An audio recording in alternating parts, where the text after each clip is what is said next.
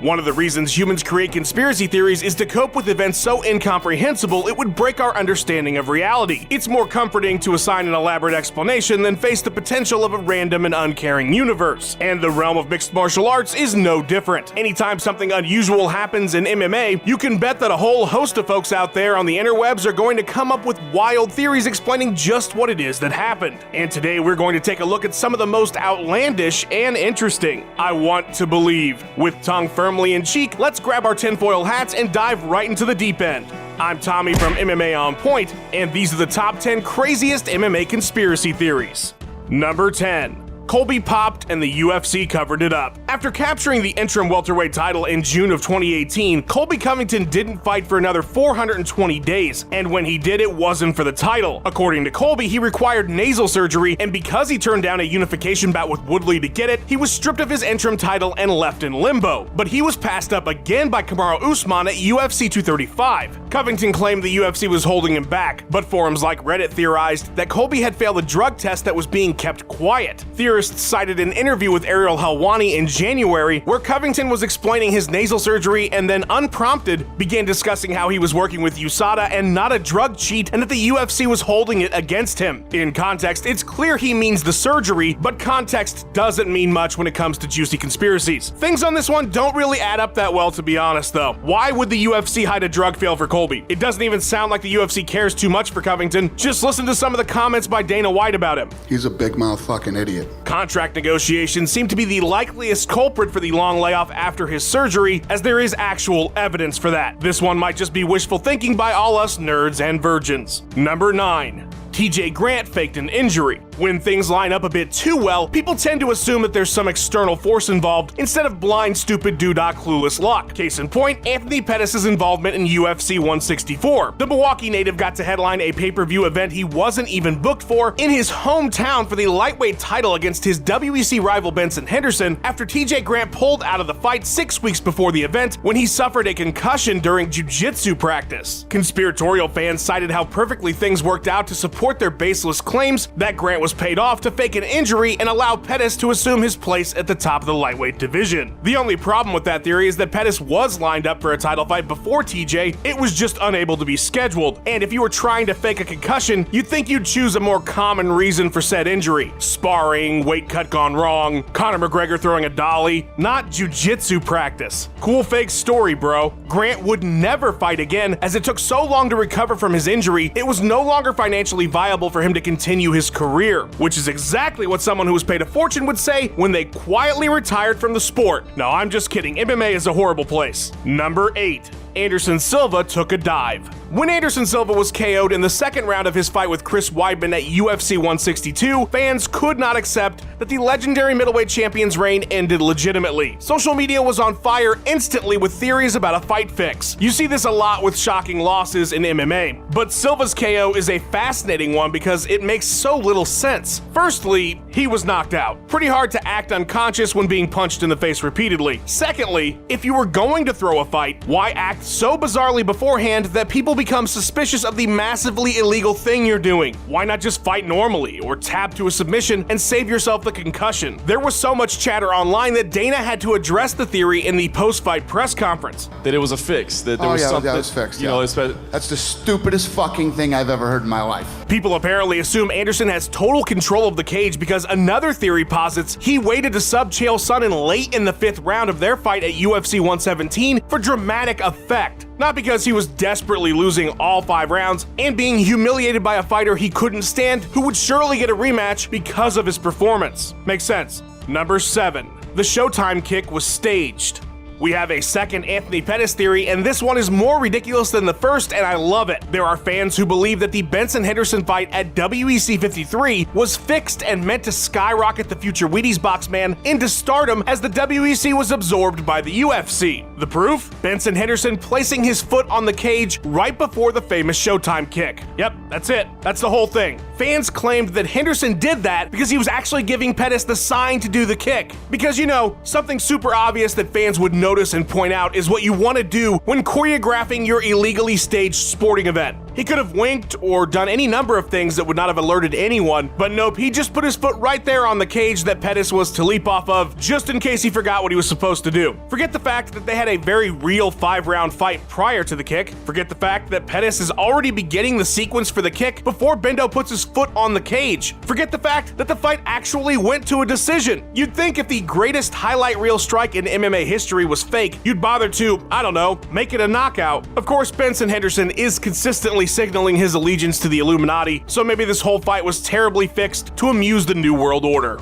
Number 6. GSP didn't make weight. This one's got all kinds of conspiracy tropes, hidden camera videos, text message exchanges, corrupt government bodies. Let's dive into it. Prior to their title fight at UFC 158, Nick Diaz claimed that George St-Pierre was allowed to weigh in over championship weight, thus making their bout void. Diaz claimed the champion weighed in several pounds over and was allowed by the UFC and the Quebec Commission. To support his claims, Nick's team released an actual video of a UFC executive explaining before weigh-ins that any decimal over the limit would be rounded down. But the good news is they don't count the decimals. So if you're 170.2, you're 170.9, you're 170. So an unusual practice. The video was then taken down by the UFC, adding to the conspiracy. Text message exchanges with officials were also made public. Diaz even filed a formal complaint with the commission. At the weigh-in, GSP was announced as 170 pounds, but it's unclear if he was given any kind of allowance. And with Diaz's claims that he was pounds over, conspiracy buffs pounced on the story. It didn't help when GSP later said that he couldn't remember, but he thinks he might have weighed in at 170.4. Quebec has claimed that they consistently held this weigh-in policy for years in events prior, including several UFC title fights, but they've only discussed this openly after these accusations, and without them even disclosing the decimals at weigh-ins, we have no real way of knowing who has been given exceptions and who hasn't, so this one will likely remain forever controversial. Number 5.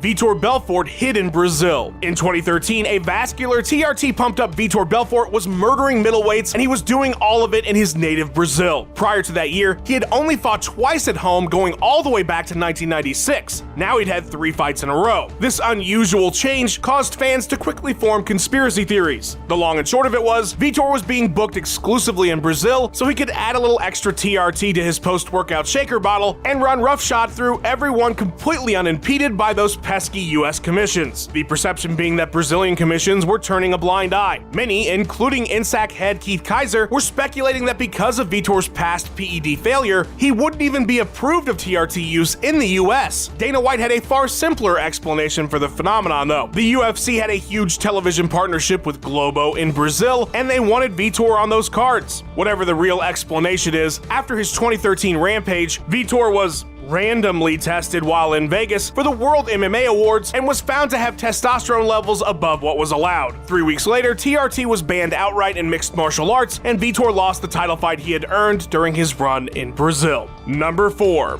Conor's bus attack was staged. When Conor McGregor attacked a bus full of fighters at UFC 223 Media Day to defend Artem Lobov's honor, it was one of the biggest stories in the sport's history. And literally moments after it happened, theories emerged online about the attack being staged to build hype for a future bout between Conor and lightweight champion Khabib Nurmagomedov. Even major media outlets were entertaining the idea. One of the subscribers to this theory, Khabib Nurmagomedov, the Eagle told RT that he felt the UFC had set the whole thing up. He cited strange decisions made by the bus driver and the UFC telling him he must come to the press conference with very little entourage. Many were also confused by the number of cameras that captured the incident. The theory was so prevalent that the day after, Dana White had to refute the claim that they would set up something so dangerous in the name of fight promotion during an interview with TMZ. It does seem pretty insane that the UFC would risk jail time for their biggest star and injuries and lawsuits by fighters and their staff to hype up a card that was probably already going to be a pretty big seller. Also, it's not like Conor doesn't have a history of impulsive decisions. Of course, it sure didn't help their cause when the UFC used footage from the attack heavily in the promotion of the eventual bout at UFC 229, but I'm still not buying this one.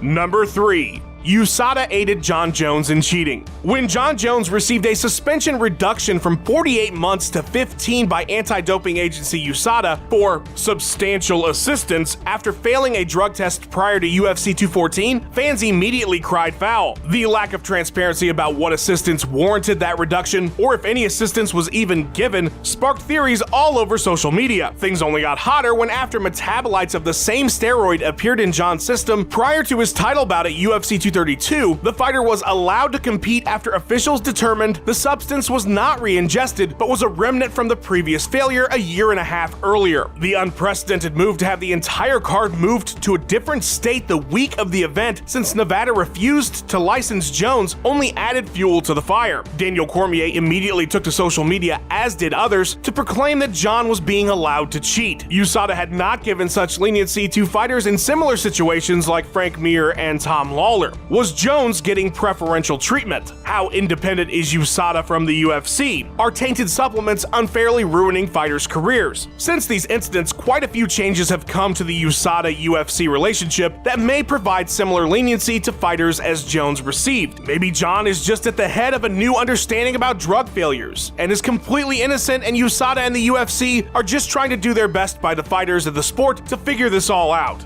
Or Jon is a giant cheater and USADA was cool with it. Number 2. The Yakuza kept the UFC out of Japan. When Pride FC was purchased by Zuffa in March of 2007, it was publicly stated that the intention was to keep Pride as its own separate entity and continue to promote fights under the brand. Before the year had ended, Zuffa had closed up shop in the country and wouldn't return to Japan for another 5 years. So what happened? Well, getting TV rights for the tainted Pride brand after the organized crime scandal was nearly impossible, and without TV, it wouldn't have been worth Zuffa's attempt to resurrect the brand. At least that's the story we know. Through interviews with the likes of Ensign Inoue and even Dana White himself, it would appear that the Yakuza might have had more to do with the UFC leaving Japan than just their role in Pride's original downfall. We've discussed before Dana White being threatened by the Yakuza during the purchasing of the brand, and he's talked about how difficult it was to get work done in Japan because of the crime syndicate. There are innumerous interviews with fighters and managers that discuss how doing business with organized crime in Japan as a larger outside business is a requirement. And with all those facts and interviews, it's understandable that fans might speculate that the Yakuza completely drove the UFC out. However, there are a lot of other factors, like the Pride contracts essentially being illegal and unable to use, as well as trying to run 2 major MMA promotions at the exact same time in 2 completely different places all the way across the world. I'm sure the gangsters didn't help though. Number 1. UFC 1 was a setup. Superfoot Bill Wallace, you might remember him from the first UFC. He's the commentator that had the hiccup while he was trying to say McNichols Sports Arena. He recently did an interview with YouTuber Jesse Incamp where he claimed that while UFC 1 wasn't a straight up work, it was designed in every aspect to ensure Royce Gracie was the winner. Among Wallace's observations about the event, all the fighters were handpicked to struggle versus a grappler like Royce. Taylor Tooley's fight was stopped prematurely because Royce wouldn't be able to take him down. They used smoke for Art Jimerson's entrance even though he told them he had asthma. Royce was the only competitor allowed to wear specialized gear like his gi and belt, which Wallace said he used to choke out Ken Shamrock, and that was what Ken was complaining about to the referee post-fight. Even Ken himself noted the gear that was not allowed in the 30 for 30 podcast about the first UFC. They took away my shoes because they knew that if they could take away my balance, that Royce would have a better chance of beating me. Just my opinion, they cheated. These claims are pretty preposterous. Tooley had lost a tooth, other fighters wore specialized gear, and shoes definitely wouldn't have changed the outcome of any fight. Royce won the fights that were given to him, and the effectiveness of the art has been well demonstrated for decades now. I just wish we could have seen Royce try to take down Taylor Tooley. Oh well. Huge shout out to the Pride of the West Midlands, Tom Moore, for putting his editing sorcery to work on this video. Follow him on Twitter at TomMJMoore. Thanks for watching. Please give us a like and subscribe. We've got 3 new videos or more for you every single week. Let us know what you thought of the video in the comments below. Follow On Point MMA on Twitter, and have yourself a wonderful day.